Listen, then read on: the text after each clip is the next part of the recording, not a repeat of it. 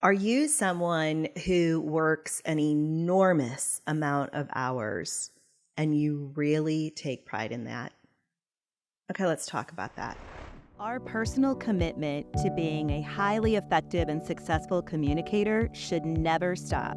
We have sole responsibility for the words we choose and the approach we take. Join me as we discuss various topics that can help us be outstanding communicators. All right. I have worked with so many people in my life that work an ungodly amount of hours. But here's the caveat to that. It's folks that do the exact same job that others do, but others can do it much faster.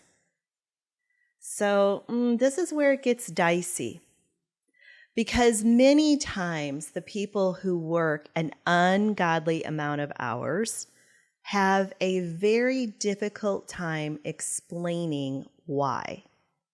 And the reality is, as a boss, when I see somebody who works way too many hours, and I know that somebody else can do the same job and not work that many, I'm not looking at the one who is putting in all those hours favorably.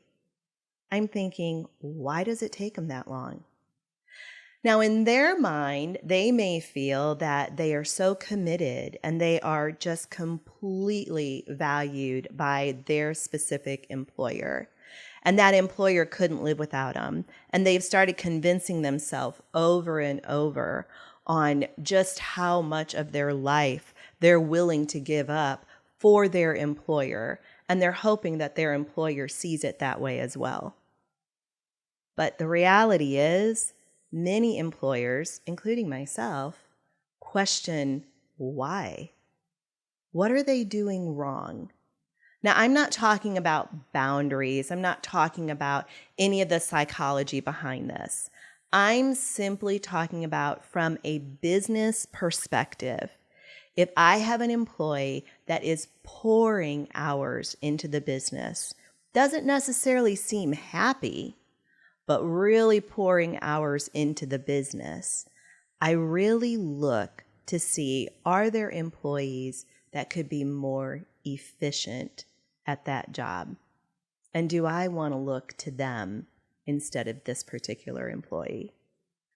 I'm not saying that this takes place every single time, but if you are a person that works an ungodly amount of hours in your job, you first have to really evaluate, could I work less?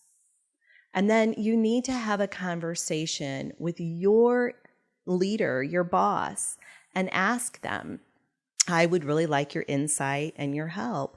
I'm working so many hours, and I think that there are places where I could be more efficient. When I have had employees come to me, opening the door for that type of coaching or that type of conversation between two people, really looking for insight, I do respect them. I know that they do, in fact, want to contribute to their role. They want to make a difference.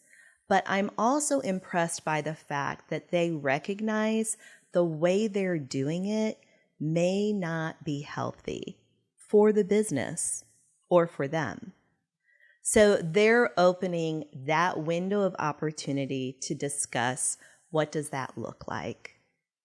So again, if you're somebody that is working just a crazy amount of hours and you're not necessarily happy, and there are other people in your office, your business, whatever that place of employment is, and they are more efficient, you owe it to you to have those conversations with your boss. Don't be quiet. Don't just keep it bottled up. And don't be thinking and convince yourself that your boss thinks you are amazing for how committed you are to the business. Because like I said earlier, your boss may be starting to look at others who they know could be more efficient. And you don't want that. Everything boils down to how you communicate. the approach you take and the words you choose, the respect and professionalism. You've got to open those conversations up. I know you can do this. You've got it.